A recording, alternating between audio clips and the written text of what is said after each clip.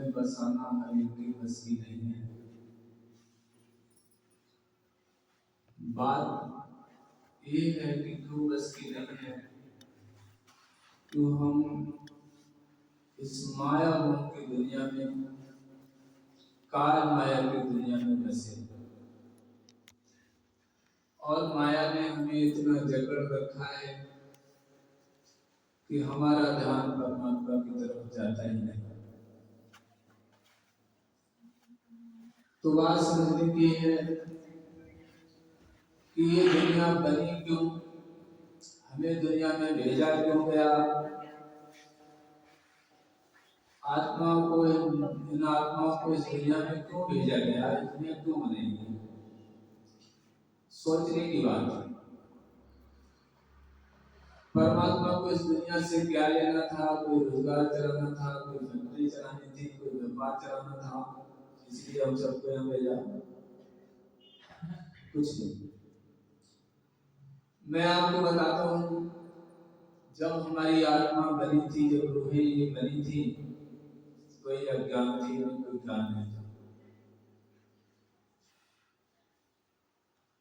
और ये तो सभी कहते हैं एक ब्रह्म गोस्वामी कि परमात्मा एक से अनेक हुआ। आत्मा परमात्मा की अंश है,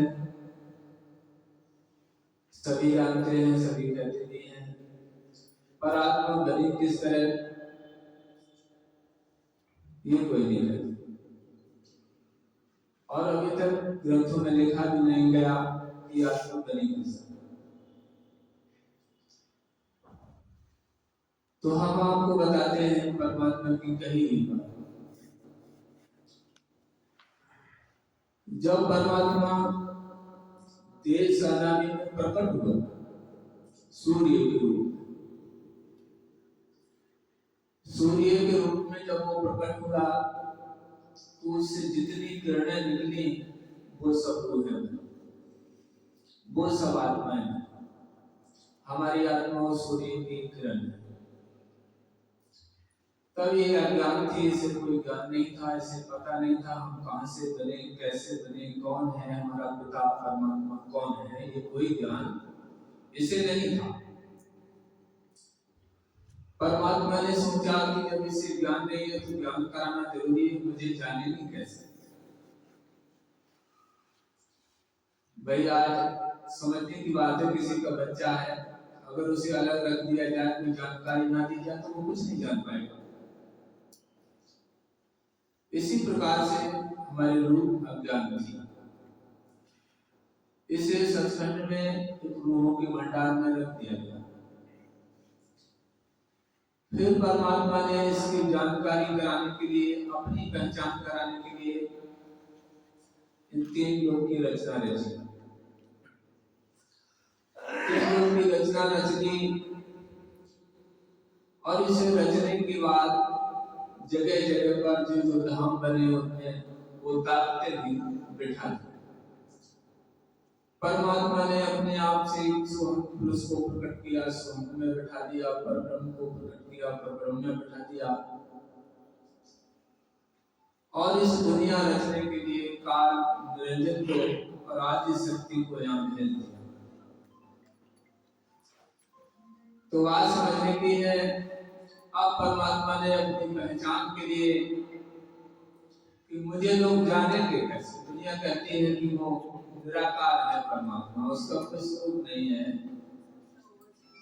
तो ये रूह है, ये आत्मा है, मुझे कैसे जानेंगे, कैसे पहचानेंगे। उसके लिए परमात्मा ने जो है अपने स्वरूप प्रकट किए और स्वरूप प्रकट किए तो 12 प्रकाश 11 नाम 800 ये परमात्मा ने अपने से प्रकट कर दिया कि संसार में जब आत्मा जाएगी तो वो इन रूपों से मुझे जानेगी, मुझसे प्यार करेगी और फिर इन रूपों को जानकर वो वापस मेरे धाम आ जाएगी, मैं उसे वापस अपने धाम ले आऊंगा। ये चीजें परमात्मा ने जब प्रकट कर दी और यहाँ पर काल निरंजन आदि शक्ति ने दुनिया बनाई। जब दुनिया बनने लगी, जीव आने लगे, परमात्मा ने जीवों के उद्धार के लिए शिव रूप धारण किया, शिव का रूप धारण किया, जो शिव रूप में प्रकट हुआ परमात्मा। अब यहाँ पर वो बातें आती हैं, कुछ लोग शिव शंकर कहते हैं, एक ही को मानते हैं शंकर जी शिव हैं, शिव ही शंकर हैं। तो मैं आपको बताता हूँ, शंकर काल निरंजन के बेटे हैं, काल निरंजन आदि शक्ति के बेटे थे शंकर, जिन्हें महेश कहते हैं, शंकर कहते हैं। शिव वो पावर है जो स्वतः प्रकट हुई, किसी ने पैदा नहीं किया, वो स्वतः प्रकट हुई, जिन्हें शिव कहते हैं।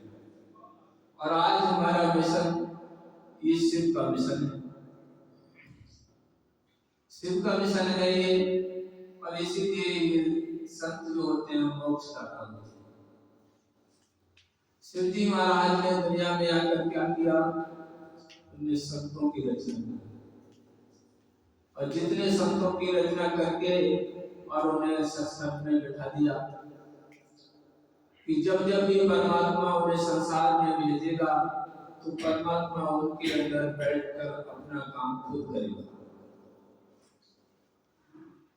ये मिशन वहां से चला आ रहा है, आज हमारा मिशन है वहीं से चल के आ रहा है। कोई तो कबीर साहब से बता देता है, कोई नानक साहब से बता देता है कि हमारा मिशन कहीं नानक से चला है, कोई कहता है कबीर से चला। ये मिशन तो शिव जी महाराज से चल गया। तो बात समझने की है, जब परमात्मा ने हमें संसार में अपनी जानकारी के लिए भेजा तो हमें ये जानना चाहिए कि हमें परमात्मा की जानकारी करके वापस जाना भी है, यहाँ रहना नहीं। अब चाहे हम काल के दायरे में रहें, चाहे दयाल के दायरे में रहें, काल के दायरे में रहेंगे, बार बार मरना जीना पड़ेगा, बार बार मरेंगे, जेल में 84 में जाएंगे, कभी अच्छा काम नहीं किया तो 84 में चले जाएंगे, और 84 में चले गए तो पता नहीं जुग बीत जाएंगे, वापस पलट कर आने बहुत समय लगेगा। इसलिए हमें परमात्मा की भक्ति अनिवार्य है। आज हमारे शरीर को चलाने वाली जो ताकत है तो परमात्मा की अंश आत्मा है, परमात्मा है। इसमें कोई सोचे किसी देवी देवता की आत्मा है तो नहीं है, वो परमात्मा की है, तो हमें परमात्मा की भक्ति करना चाहिए। जब दूसरे किसी का अंश नहीं है, परमात्मा का अंश हमारे अंदर है, मौजूद है और हम चल रहे हैं, सबको जान रहे हैं, तो भक्ति परमात्मा की करनी चाहिए। संत जन जब भी आते हैं इस ज्ञान को ताजा करते हैं। जब संत चला जाता है उसे लोग आडंबर बना लेते हैं और जीवों को बहका देते हैं, और जब जब भी वो आता है अपने जीवन को सही रास्ता दिखाकर और अपने साथ लेकर चला जाता है। तो बात समझने की है, जब कोई पूर्ण संत संसार में आता है तो अपने जीवों को जब अपने से जोड़ता है तो उसे कुछ देता है, और वो देता क्या है, आध्यात्मिक दौलत। भौतिक दौलत भी है, सब कुछ है परमात्मा का, ये दुनिया दौलत हमारे प्रभु की ना हुई, किसी की ना होगी, किसी आगे कभी भी ना हुई, किसी की अपनी बनाने की कोशिश न करना। ये सब दौलत है तो परमात्मा की, पर ये हमारी कभी नहीं।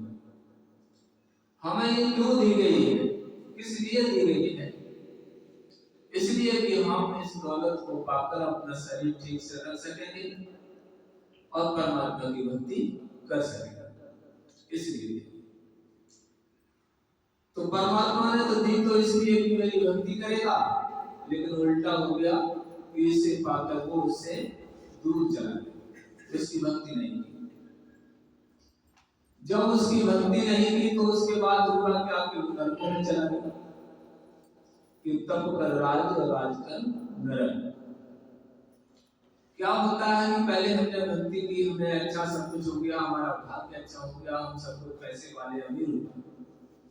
अब हमने भक्ति नहीं करेंगे तो क्या होगा, फिर हम गरीब हो जाएंगे, ज्यादा उल्टा सीधा करने लगे तो नरकों में चले जाएंगे। ये इसलिए किसी की नहीं हुई हमारी जिंदगी, पता नहीं कब ये सांस से रुक जाए तो हम तो खाली रह जाएंगे। लोग सोचते हैं कि 60-70 साल के बाद भक्ति करना चाहिए। अब 60-70 साल तो बहुत से लोग पहुंचते ही नहीं है। कोई 30 साल में खत्म हो जा रहा है, कोई 20 साल में, कोई 10 साल में, कोई 50 साल में खत्म होते जा रहे हैं। अरे वहां तक तो पहुंचना मुश्किल है, तो भक्ति कहां से करोगे? दूसरी चीज ये है, जब 60-70 साल में पहुंचोगे तो सांसें लेना मुश्किल पड़ेगी। अपनी खुद सांसें ठीक से नहीं ले पाओगे तो भजन कहां से करोगे?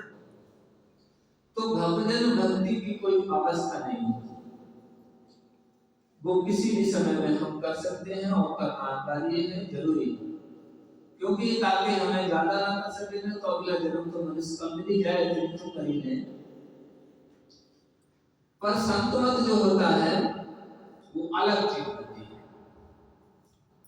संत संसार में आता है, वो अपने जीवन को जानकारी करा के अपने घर वापस ले जाने वाला, वो यहाँ फंसाने के लिए नहीं आता कि मेरा जीव यहाँ फंसता रहेगा, इसलिए वो अपने जीव को अजर अमर बनाता है, अजर अमर सुख शांति देता है। अब अजर अमर की बात आती है, जब हम अपने प्रभु के घर चले जाते हैं तो दुनिया में कभी नहीं आते मरने जीने के लिए, और वहां पर परम सुख परम आनंद है परमात्मा। तो वो उस आनंद में हमें रखना चाहता है, लेकिन हम उस आनंद को नहीं चाहते, दुनिया का आनंद चाहते हैं। दुनिया का आनंद हमें सबसे ज्यादा अच्छा लगता है, सबसे बड़ा लगता है, जबकि ये दुनिया का आनंद हमें दुखदायी होता है। इसी दुनिया के आनंद में हम फंस जाते हैं और दुख में चले जाते हैं, दुख का कारण बन जाता है। तो दुनिया का सुख बात समझने के लिए स्वामी जी ने एक बार कहा था भोजीपुरा में कि भाई इतना समय हो गया दुनिया में आए हुए हैं, 1,97 करोड़ वर्ष लगभग हो गए, आज तक हम अपने घर नहीं गए। चले गए होते तो यहाँ होते नहीं। तो एक जन्म और समझ लो कि हम पे परेशानियां उठा लें, पर गुरु का कहना मानो। अगर हम गुरु का कहना मान लेते, भले ही भजन हमसे 1 घंटा नहीं होता, आधा घंटा नहीं होता, 20 मिनट नहीं होता, 5 मिनट होगा, गुरु की याद बना सकोगे। स्वामी जी ने इतना कहा कि जब तुम गुरु के हुक्म में चलने वाले बन जाओगे तो एक ही जन्म में तुम्हें मोक्ष की प्राप्ति हो जाएगी, दोबारा इस संसार में नहीं आना। अब बात आती है यहाँ पर कि मोक्ष चाहता कौन है? संतों के पास जब जीव आता है तो वो अपनी इच्छाओं को लेकर आता है, अपनी कामनाओं को लेकर आता है। हमारा ये काम बन जाएगा, हमारा ये काम बन जाएगा, हमारा ये काम बन जाएगा। ये कहने के लिए कोई नहीं आता कि मालिक हमें मोक्ष दे, ये कहने के लिए कोई नहीं आता। तो बात समझने के लिए संत भी बड़ा चालाक होता है। तुम जैसे भी आओ कि सुर नर मुनि की यही रीति स्वार्थ लाभ करें सकते, कि सबकी यही रीति रही है कि वो स्वार्थ से ही प्रीत करते हैं, और संत चालाक होते हैं वो स्वार्थ से ही जोड़ लेते हैं। तुम्हारा स्वार्थ भी पूरा करेंगे और उसके साथ साथ परमात्मा की भक्ति करा के उससे जोड़े रखे अपने धाम को लेकर जाएंगे। वरना वहां जाना कोई नहीं चाहता, कोई एक बार भी ये नहीं कहता ये मालिक हमें अपने आने चलो। हमें तो इस दुनिया से मोह हो गया है, इस दुनिया से इतना प्यार हो गया है, तो यहाँ से हम जाना ही नहीं चाहते। बात समझने की है, हमें इस दुनिया में समझने की चीज है। मान लीजिए हम इस दुनिया में कितने साल जिएंगे, कितने वर्ष यहाँ जिएंगे, सुख लेंगे, आनंद यहाँ पाएगा। सही हमने कर्म किया है तो अच्छा भाग्य लिखा जाएगा। भाग्य तभी लिखा जाता है जब हम कुछ अच्छा करते हैं, या पहले कुछ अच्छा करके आए तभी भाग्य बनता है। कर्म से ही बनता है, ऐसी बात नहीं है। पहले हमने कभी भक्ति की है अच्छी, तो हमारा भाग्य में अच्छा लिखा गया, और अच्छा लिखा गया तो हम अच्छा होगा। परमात्मा ने दे दिया। अब होता है आज हमें मनुष्य शरीर मिला है, इसमें हम अच्छा कर लें तो हमें आगे अच्छा मिलेगा। परमात्मा या तो मोक्ष को ले जाएगा, मोक्ष को नहीं ले जाएगा तो हमें अच्छी जगह जन्म दे देगा, अच्छा और वातावरण में अच्छी जगह में हमें जन्म दे देगा तो हम सुख से रह सकेंगे। फिर अगले में ले जाएगा। होता क्या है कि सतगुरु तो यहाँ तक चाहता है कि अब यहाँ से जीव लेकर जाए, यहाँ रहे नहीं, अपने धाम चला जाए। उसका मतलब तो सिर्फ ये होता, ये नहीं होता कि वो संसार में छोड़ के जाएगा। जब जीव उससे खुद दूर भागने लगता है, गुरु को याद नहीं करता, गुरु से दूर भागने लगता है, तब भी वो क्या करता है, फिर उसे काल के हवाले कर देता है। काल के हवाले कर देता है, काल उसे फिर पीट के सही करता है। उसके बाद उसे वो फिर ले लेता है, छोड़ता नहीं अपने जीव को। तो बात समझने की है, जब वो हमें छोड़ेगा ही नहीं तो हम तो छोड़ के भाग रहे हैं उसको उठाने के लिए। हमें नहीं छोड़ना चाहिए, तो वो हमें छोड़ने वाला नहीं। बात यहाँ पर आती है, दुनिया है एक बहुत बड़ी भूल भुलैया। और भूल भुलैया क्या है कि यहाँ के काल भगवान ने, काल माया ने हमें खिलौने दे रखे हैं खेलने के लिए। मान लीजिए फंसाने के लिए हम जब जीव आता है उसे खिलौने देते हैं। खिलौने क्या है, बाल बच्चे धन। हम उन खिलौनों में फंस जाते हैं और उन्हीं में खेलते खेलते हमारी जिंदगी बीत जाती है। हम कभी ये याद नहीं करते कि हम इस दुनिया में आए किस लिए। तो हमें ये याद रहना चाहिए, स्वामी जी कहते थे कि मौत से डरत रहो दिन रात। वो इसलिए कहते थे कि एक दिन हमको जरूर मरना पड़ेगा। जब जन्म लिया है तो मरना भी पड़ेगा, और जब मरना पड़ेगा तो हम वो काम कर लें जो हमें परलोक का काम हम कर लें।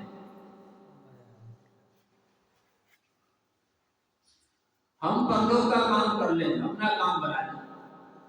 भाई हमारा काम जो है वो परमात्मा की भक्ति जितनी कर ले तो वो हमारा काम हो जाएगा। और दुनिया का जितना काम करते रहे वो काम हमारा नहीं है, वो दुनिया का काम है। उस दुनिया को दुनिया का काम है, तो हमें अपना काम करना है। और परमात्मा ने इसीलिए कहा कि इसमें रहते हुए तुम अपना काम बना लो। लेकिन हम वो अपना काम नहीं बनाना चाहते। तो बात समझने की है, बंद कर लो। तो हम अपना काम बनाने के लिए आए, लेकिन हम भूल गए हैं कि हमें अपना काम बनाना है। वादा जो किया हमने वो भूल गए हैं, अपने वादे को नहीं निभाते। तभी हम दुख में रहते हैं, संकट में रहते हैं। आप देखते हैं दुनिया है, इस दुनिया में लोग सुखी भी हैं, दुखी भी हैं, सब प्रकार की दुनिया है। और जो सब प्रकार की दुनिया है, दुखी सुखी सभी है, फिर भी चाहे कितना दुखी हो, लेकिन परमात्मा के घर जाने की कोई नहीं। एक बात का जिक्र आता है, नारद जी और विष्णु भगवान जा रहे थे, तो सुगर होता है, वो जो है गलती वो कर रहा था। नारद जी कहने लगे, महाराज देखो तो कितना गलत काम कर रहा है, बताइए आप इन जीवों को ऐसा ऐसा क्यों किया है कि जीव इतना परेशान है और इतनी गंदी में उसमें लगे हुए हैं, इनको अपने धाम को नहीं ले जाए। विष्णु भगवान कहने लगे, अरे भाई कोई जाना ही नहीं चाहता, तुमने क्या करूं? बोले अच्छा, बोले हाँ जाओ पूछ के आओ अगर जाना चाहे। अब वो पहुंचे, सूर्य के पास पहुंचे, नारद जी कहने लगे, अरे भाई क्या गंदा काम कर रहे हो? अरे तुम बात मान लो हमारी, तो तुम वैकुंठ धाम चले जाओ।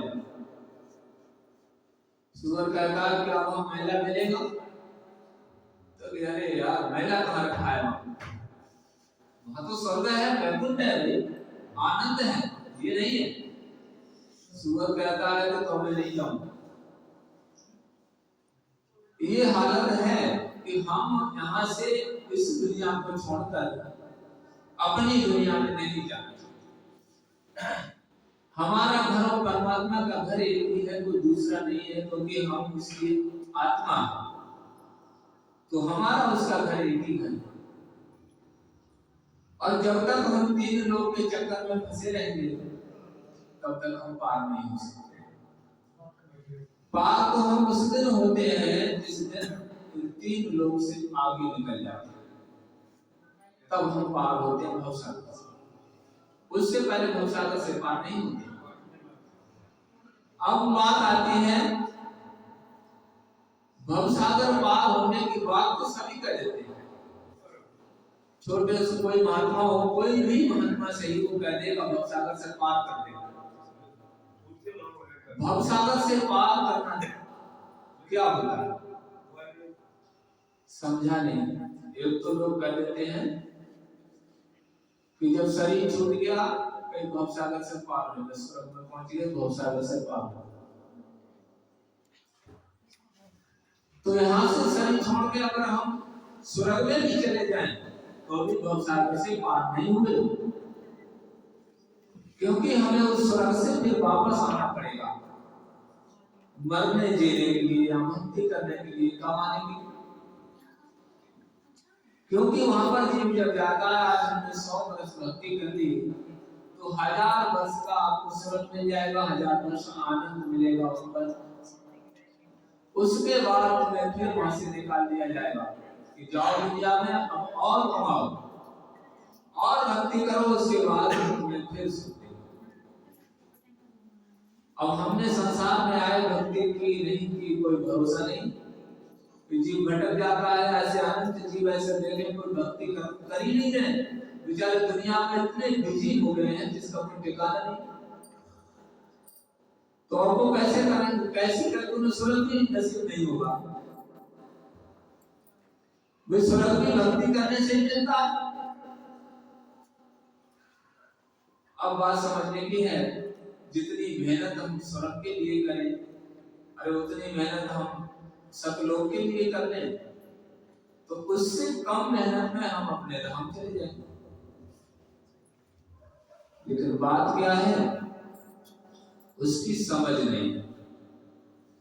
और समझ क्या नहीं है कि वो मोक्ष और वो सतलोक हमें तब मिलेगा जब किसी देहधारी से मिलेगा, और वो भी पूर्ण होना चाहिए, पूरा सत्य, तब वो हमें मोक्ष देगा।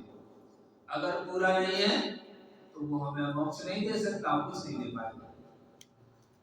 तीन लोग के महात्माओं के चक्कर में फंस गए तो वो तीन लोग की भक्ति करा के तुम्हें स्वर्ग को दे सकते हैं और मोक्ष नहीं दे सकते।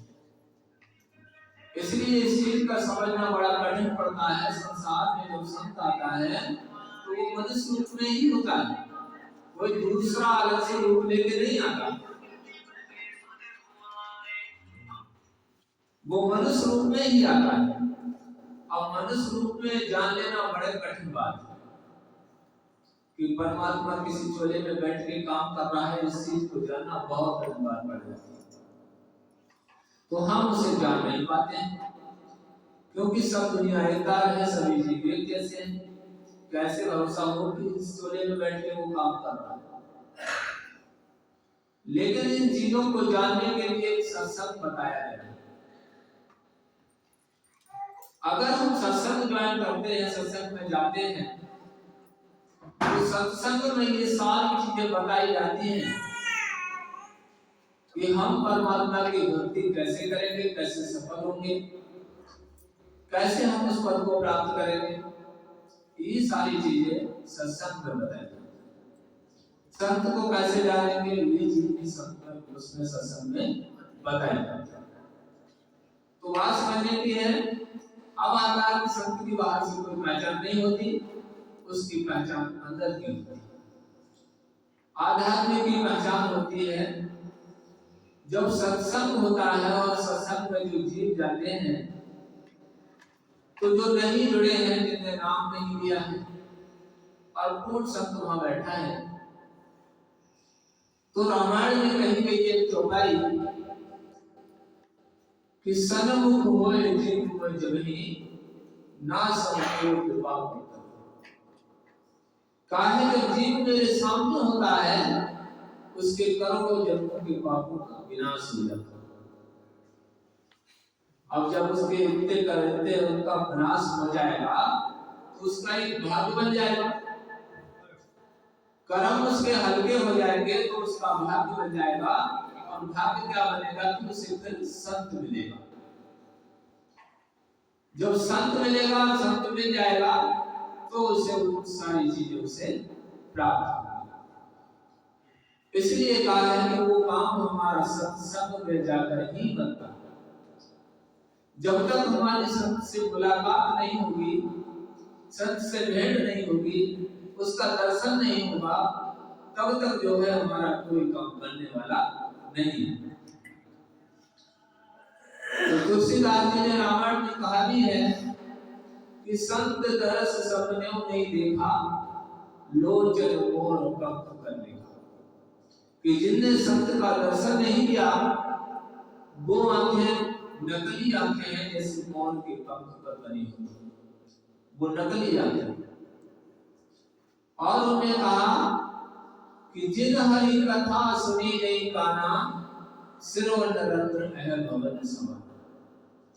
कहते हैं जिन्हें परमात्मा की चर्चा, परमात्मा का सत्संग नहीं सुना है, वो कान सर्प के बिल के समान है।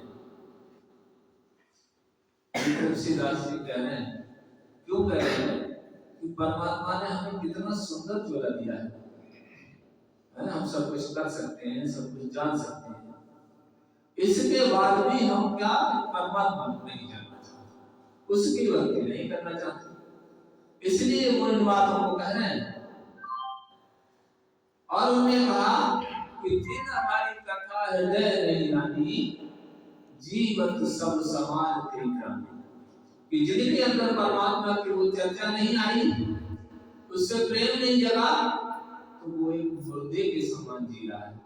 जी, ये सारी बातें इसलिए कही कि हम अपने परम पिता को जानने वाले बन जाएं, हम उसकी भक्ति करने वाले बन जाएं, तो हमारा जो है इस दुनिया का काम भी सारा बनता चला जाएगा और हमारा परलोक का भी काम बन जाएगा। इसलिए ये सारी बातें कही। अब बात समझने की है, हम संसार में सभी जीव जितने हैं अपना सब कामे बनाने के लिए आए हैं।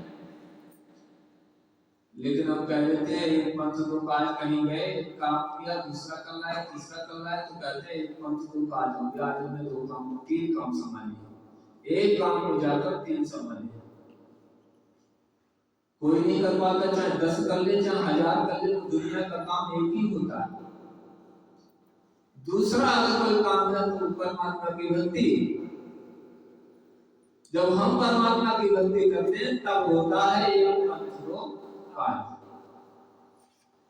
हमने परमात्मा की भक्ति भी कर ली और अपना दुनिया का काम भी कर लिया, तो हमारे दोनों काम हुए। और दुनिया के चाहे 1000 काम कर ले तो हमारा एक ही काम हुआ, एक पंथ दो काज नहीं हुआ। तो बात समझने की है कि हमें एक पंथ दो काज करना चाहिए, तभी हमारा काम बनेगा। परमात्मा की भक्ति अनिवार्य है, जरूरी है। अब बात आती है शिवजी महाराज। दुनिया में कुछ लोग उन्हें रुद्र भी कहते हैं और कहते हैं रुद्र, कहते हैं गाय आवाज की। दुनिया वाले लोग दूसरे रूप से जानते हैं कि रुद्र एक क्रोधी देवता है, उसके अंदर क्रोध ज्यादा है, इसलिए उसे रुद्र कहते हैं। और इसी पंथा को लेकर के वो क्रोधी है, लोग जल चढ़ाते हैं दुनिया में उसे शांत करने के लिए, शांत करने के लिए जल चढ़ाते हैं। अब ये बात जो है कि उसे क्यों कहते हैं कि वो तमोगुणी है, उसके अंदर तामस है, लेकिन उस चीज का अर्थ नहीं समझा। स्वामी जी ने बताया तम का अर्थ होता है स्तब्ध साधना। इस तत्व साधना से तप का अर्थ होता है। अब बताइए, वो साधना की चीज है और दुनिया वालों से क्रोध में डाल ली और उनका क्रोध शांत करने के लिए जल चढ़ाते हैं, उनको चढ़ाता है, उनको चढ़ाता है। लेकिन वो रुद्र जो है, जब संत की शरण में जाते हैं तो वो रुद्र कल्याणकारी, निश्चित कल्याणकारी है, जो संत की दया से मिलता है। वो रुद्र जो है हमें संत की दया से मिलता है, और जब वो मिल जाता है तो मोक्ष के अधिकारी जीते जी हो जाते हैं। जब हमें वो आवाज आने लगती है तो हम जीते जी हमें खबर पड़ जाती है कि हम मोक्ष के अधिकारी हो गए, हम परमात्मा के घर जाने वाले हैं। वो ये चीज है, लेकिन बोलने के कारण लोगों ने गलत अर्थ लगाकर उसे गलत उसमें वो कर दिया। तो बात समझने की है, इस तरीके से सारा संसार बहका हुआ है, पता ही नहीं रुद्र किसे कहते हैं, संत कौन है, शिव कौन है। अब शंकर जी की भक्ति करते हैं तो शिव को भी उसी रूप में समेट लेते हैं कि शिव शंकर एक ही है, दूसरा नहीं है। तो शिव जी महाराज को कोई जानता नहीं, उनको किसी ने देखा नहीं, उनका गुण दुनिया में प्रसिद्ध नहीं हुआ, मैं कह लेके नहीं आया हूँ, मेरी मोबाइल में है। जो शिव जी महाराज को देखा, मैंने भी देखा है, वही मैंने भी देखा है। ये तो रोज देखते कोई दिखा लिया था, और इन्हीं ने उनकी तस्वीर बनाई है मेरे पास मोबाइल में। दुनिया में पहली बार शिव का फोटो आया है, और ये पहली बार चर्चा आई दुनिया में शिव जी महाराज की निकलकर कि ये मिशन शिव जी महाराज का है। शिव जी महाराज ने ही इस चीज को कहा कि जिसे पूर्ण संत मिलेगा वही मोक्ष का अधिकारी होगा, उसी को मोक्ष मिलेगी, और उसका रास्ता, उसका जो है वो होगा ध्यान साधना से। कि जब जीव अंदर जाएगा, अपने अंदर जाएगा, तब उसे परमात्मा का दर्शन होगा। ये शिव जी महाराज, वो शिव हमारे अंदर बैठा है सबके अंदर, पर प्रकट नहीं है। हम उसे देखने वाले बने, देख सकते हैं, उसे प्यार करने वाले बने। तो हम इसलिए नहीं कह रहे कि शिव जी महाराज की कोई पूजा करेगा, वो संत थे। सतयुग के जमाने में ससुर की बात आती है। बात ये आती है कि हम इसलिए बता रहे हैं कि ये मिशन हमारा जो है शिव जी महाराज से शुरू हुआ है, और ये ध्यान साधना का मिशन है। जब हम ध्यान साधना करते हैं तो हमारी आत्मा अंदर जाती है, और जब अंदर जाती है तो परमात्मा का दर्शन होता है। जैसे जिक्र आता रामायण में भी कहा गया है, रामायण में कहा गया है जगत कुंडलम गुरु सुनेत्रम विशालम कृष्णानंद नीलकंठम दया, कि अपनी आत्मा को नाभि से खींचकर ऊपर ले आओ। गुरु सुनेत्रम विशालम दोनों मुंहों के बीच में यहाँ पर बताया गया कि ऊपर लाओ, तो वहां पर नीलकंठ का दर्शन होगा। नीलकंठ भगवान, अब नीलकंठ भगवान को कहते हैं शंकर। वो शंकर की बात नहीं है, वो नीला प्रकाश है। नीला प्रकाश है, वहां नीला प्रकाश आपको दर्शन होगा, तो समझ लीजिए नीलकंठ परमात्मा का दर्शन होगा, और उसका दर्शन करके हमारी आत्मा प्रसन्न हो जाती है, खुश हो जाती है उसका दर्शन। तो ये जो है रामायण में भी कहा गया है, और गीता में भगवान कृष्ण ने बताया है कि जो आत्मा 10वां द्वार से निकलेगी वो परमात्मा को प्राप्त होगी। अब हमारी आत्मा 10वां द्वार से कैसे निकलेगी? कि जब तक हमें पूरा संत नहीं मिलेगा तब तक हमारी आत्मा 10वां द्वार से नहीं निकल सकती। तो हम परमात्मा को कैसे प्राप्त होंगे? तो दुनिया में रह जाए, भटकते। तो बात समझने की है, इसीलिए अनिवार्य है कि हम संत से जुड़े। हम उसे ढूंढ नहीं सकते, ये भी हम बता रहे हैं आपको कि कि कोई भी उसे ढूंढ नहीं सकता, वो खुद मिल जाएगा। जब हम उसकी याद करेंगे तो वो खुद मिल जाएगा। और याद करने का तरीका सत्संगियों ने सुना भी है, स्वामी जी खूब सुनाया करते थे कि बड़े महाराज जी का जिक्र आता है जब उन्हें गुरु नहीं मिला था, संत नहीं मिला था, तो उनके अंदर इतना तो था, उन्हें सुन रखा था कि संत के मिलने से ही परमात्मा की प्राप्ति होती। तो वो जो है पूरा दिन तो गंदे में लगे रहते, फिर भी याद करते रहते। जब शाम होती और शाम होती जब लेटते तो इतना रोते थे, इतना रोते थे कि उनकी तकिया भीग जाती थी कि आज का दिन मेरा बेकार चला गया, ना सतगुरु मिला न परमात्मा। वो इसलिए कर। और जब उन्होंने इतना किया तो उनके अंदर में सावन सिंह महाराज का दर्शन होने लगा, क्योंकि उनकी लगन इतनी सच्ची थी। अब देखिए कि वो कैसे मिलता है, हम नहीं बोल सकते। तो एक बार वो जो है व्यास की तरफ किसी काम से गए थे, नदी के किनारे घूम रहे थे, वहां एक सत्संगी भाई आया, कहने लगा अरे भाई मैं संत के दर्शन करने। बोले हाँ भाई कर लेते, अगर कोई संत है ले लिया बुला के। जब साथ में ले लिया बुला के, जब पहुंचे डेरे में जाकर सावन सिंह महाराज के पास पहुंचे तो उन्हें देख कर एकदम उनके अंदर दर्शन होने लगा। एकदम मचा लिया कि हाँ यही चेहरा मेरे सामने आता था। कहने लगे हुजूर इतना समय क्यों लगा दिया? सावन सिंह महाराज बोले अरे काके यही समय था मिलने का। अब देखिए संत कैसे मिल जाएगा, हमारे मुंह से नहीं मिलेगा, पर हमारे अंदर उसकी लगन हो जाएगी तो वो हमें खुद ढूंढ लेगा, खुद ढूंढ लेगा।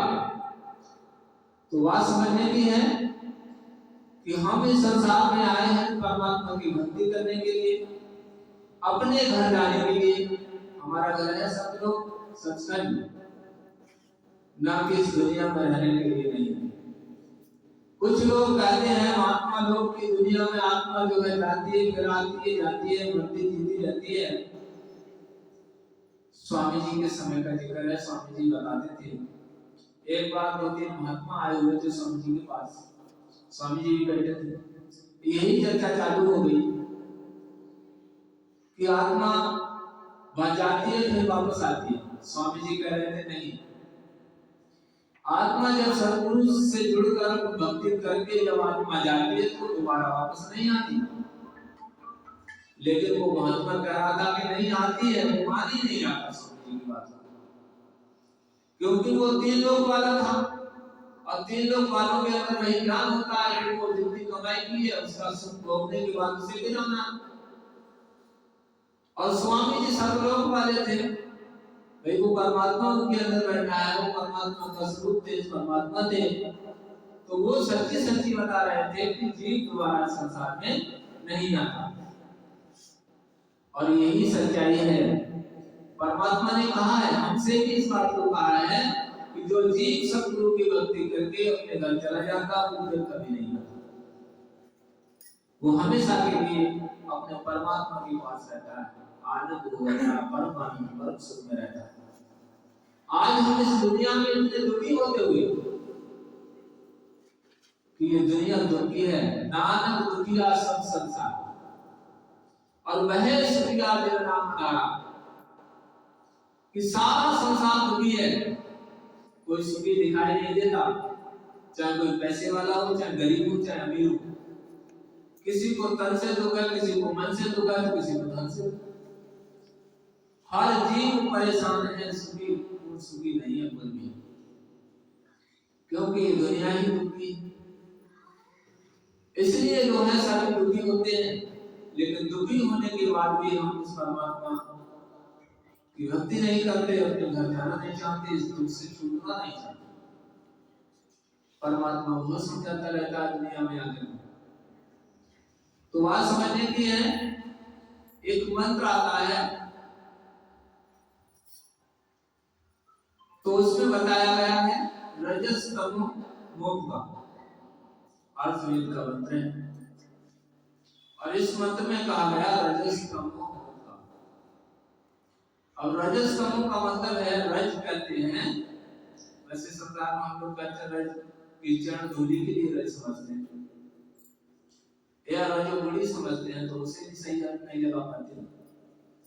रज का मतलब है प्रकाश और तम का मतलब है साधना, रजस तम। तो कहा है कि ज्योतिषमान संत नाद सुना ऊपर राज स्तब्ध साधना कराता। इसका अर्थ इस मंत्र कि ज्योतिषमान संत की बात आई कि जिसके अंदर वो ज्योति स्वरूप है, प्रकट है, कि जो संत होता है उसके अंदर 12 प्रकाश 11 नाद 800 ये धाराएं उसके अंदर प्रकट होती है, परमात्मा भी प्रकट होता है। तो ये सब कुछ उसके अंदर होता है। तो इसके लिए अलग अलग कहा गया, ज्योतिषमान संत 12 प्रकाश जिसके अंदर प्रकट है वो ज्योतिषमान है, 11 नाद जिसके अंदर है वो नाद रूप संत है। तो ज्योतिषमान संत, नाद रूप संत, सोम रूप संत, इस तरीके से वेदों में होता है। तो बात समझने की है, संत का काम होता है, वेद साफ बता रहा है कि वो हमारी आत्मा को ऊपर लाके साधना कराता है। यही रामायण में कहा गया है, यही वेद की चौपाई कह रही है, वेद का मंत्र कह रहा है, और यही सभी संतों ने कहा भी है कि वो हमारी आत्मा को ऊपर खींचता है। पर हमारा ध्यान बना रहे, हम कोशिश करें ऊपर चढ़ाने की, लगे रहे, घंटों बैठे रहे, 4 घंटे बैठे रहे, इससे मतलब नहीं है। हमारी प्रीति अगर सतगुरु से लग जाती है तो हमारा 10 मिनट में भी काम बन जाता है। अगर 10 मिनट के लिए हमारी प्रीति लगी है, ध्यान लगा दिया, तो सतगुरु अपने आप हमारी आत्मा को ऊपर खींचता है और हम ऊपर चढ़ जाते हैं, परमात्मा का दर्शन हो जाता है। तो बात समझने की है। अब परमात्मा के दर्शन की बात आती है, मैं आपको बता दूं, दुनिया है, कुछ लोग कहते हैं कि परमात्मा को हम 1 मिनट में दिखा देते हैं, और वो कौन कहते हैं 1 मिनट में दिखाने वाले, बुराई नहीं कर रहा हूं, सच्चाई कह रहा हूं। निरंकारी लोगों में चले जाओ तो वहां तुरंत दिखा देते हैं। अब बात समझने की है, संत संसार में जो पूर्ण संत आता है वो भक्ति करता है, भजन करता है, तो ऊपर आत्मा को चढ़ाता है, तो कहीं उसे परमात्मा का दर्शन होता है और वो तुरंत मिल जाता है। मैं आपको बता रहा हूं संसार भटका क्यों, उनका मिशन बृहस्पति गुरु का मिशन साचा है, पर त्रिलोकी बुद्धि लोकी भक्ति है। तो बात समझने की है, कोई कहता है मैं इतने समय में दर्शन करा देता हूं। अब बात यहां आती है कि स्वामी जी से जो जीव जुड़े, परमात्मा का दर्शन स्वामी जी ने बहुत जीवों को कराया। और हमने ये सटीला में सुना था कि स्वामी जी ने कहा कि मैंने ऐसा, मेरा ऐसा कोई जीव नहीं है जिसे मैंने खाली रखा हो, सबको दिया। पर बात यह है, किसी ने उसको पकड़ा, किसी ने नहीं पकड़ा, किसी ने समझा नहीं समझा। तो बात यहां पर आती है कि परमात्मा जो तुरंत मिला देने वाले लोग हैं, उनका परमात्मा उनसे बात नहीं करता, उनको शक्ल दिखाई नहीं देती, ना उनसे बात करता है। और जो स्वामी जी की बात आती है, जो हम अंदर में जाते हैं और परमात्मा हमें मिलता है, तो उसको देखना देखते भी हैं हम, और उससे बात भी होती है। तो बात समझने की है, हम भी कह देते हैं स्वामी जी ने जो आशीर्वाद अपने महाराज जी से लिया था, कृपाल सिंह महाराज से लिया था, जब काम की बात आई, बड़े महाराज जी ने कई बार कहा स्वामी जी से, लेकिन स्वामी जी मना करते रहे। तो उन्होंने जो आंखों में आंसू भरकर कहा स्वामी जी से कि क्या तू नहीं करेगा मेरा काम? तब स्वामी जी ने कहा हाँ करूंगा, लेकिन मेरी शर्त है, मुझसे मेरे जो जीव जुड़े रहेंगे उन्हें एक ही जन्म में मोक्ष देनी, जो जुड़े रहे। तो जो है उन्होंने कहा ठीक मिलेगी। अब बात वो है, हमने स्वामी जी से वो वरदान प्राप्त किया, स्वामी जी ने वो वरदान हमें दिया कि तुमसे जो जीव जुड़ेंगे उन्हें एक ही जन्म में मोक्ष मिलेगा। इसलिए हम भी कह देते हैं कि भाई हमारे सब जीवों को मोक्ष मिलेगा। अभी मैं आपको बता दूं, स्वामी जी से जुड़ने वाले करीब 8-7 लाख की जनसंख्या जीवों की थी, और स्वामी जी का काम 5 लाख का था, टारगेट उनका 5 लाख का था। इतने जीव हो गए, सब स्वामी जी की दया है। अब स्वामी जी ने एक काम किया कि मेरे सारे जीव जो है भवसागर से पार हो जाए, सबको मोक्ष मिल जाए। इसके लिए उन्होंने एक काम किया कि संडीला में ही रूहानियत रहेगी, संडीला में जो है हजारों वर्ष रूहानियत संडीला से बढ़ेगी, कि संत जो आएगा वो संडीला में ही बैठ के काम करेगा। ये बात कही थी स्वामी, और ये बात इसीलिए कही कि मेरे जितने जीव हैं वो सब उससे जुड़ जाएंगे तो सबको मोक्ष मिल जाएगा, कोई नहीं बचेगा। इसलिए स्वामी जी ने ये काम किया था। नहीं तो अब तक तो सारे जितनी गद्दियां थी सभी संत हटकर हमने अलग अपना काम कर लिया, लेकिन संगत वहां की वही रह गई। जैसे स्वामी जी महाराज आए, कृपाल सिंह महाराज के जितने जीव थे शिष्य थे वो सब सारे हट गए, एक आदि बहुत कम जुड़ी। स्वामी जी ने अपना नया सब शुरू किया। अब वो नकली से जुड़ गए, गुरु 4-2-4 नहीं होते, मोक्षदाता संत इस दुनिया में एक होता, 2-3 और होते हैं, वो जुलाई बन जाते हैं, परमात्मा उनके अंदर भी प्रकट होता है। तो बात समझने की है, मोक्ष उन्हें भी मिलती है, लेकिन उन्हें थोड़ा फेर से मिलती है। उन जीवों को फिर जन्म लेकर के मोक्षदाता के पास आना पड़ता है, तब उन्हें मोक्ष मिलता है। तो वो जो है उधर जुड़ गए लालित्य से, अब वो भटकते जीव बेचारों ने फिर से जन्म लेना पड़ेगा, तो सब फिर पकड़ेगा उन्हें, तो कहीं पार करेगा, कितना समय बढ़ गया। इसलिए स्वामी जी ने ये सारा काम किया कि समय आने पर सभी सत्संगी जो है शनीला पहुंचेंगे, जाएंगे, जो जुड़ेंगे उससे, उन सबको मोक्ष एक ही जन्म में मिल जाएगी। ये सच है। तो बात समझने की है, स्वामी जी ने इसलिए ऐसा काम किया, नहीं तो क्यों करते।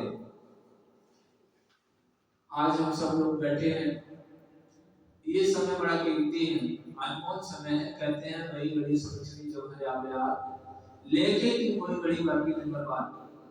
आज का समय हमारा परमात्मा के खाते में सुनहरे अक्षरों में लिखा जाएगा, क्योंकि हम परमात्मा की याद में बैठे हैं, सत्संग सुन रहे हैं, परमात्मा की चर्चा सुन रहे हैं।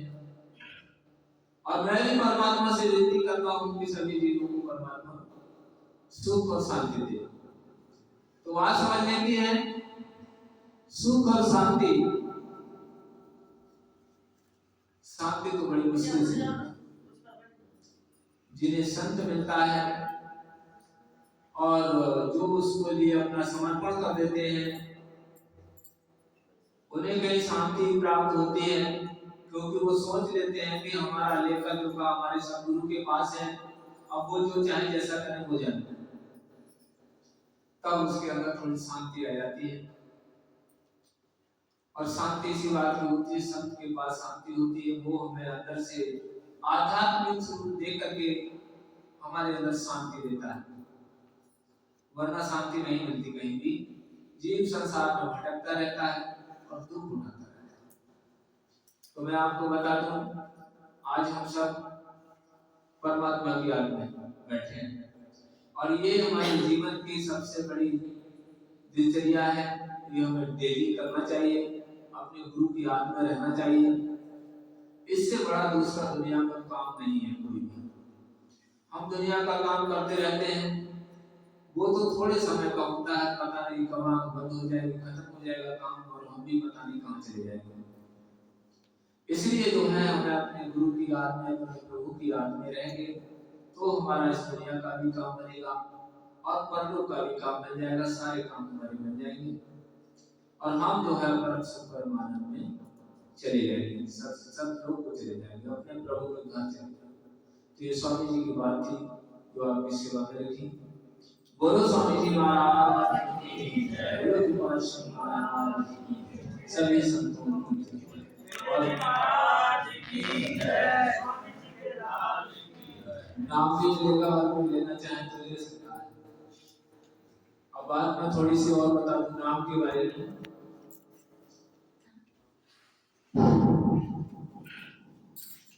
नाम का जहाँ जिक्र आता है,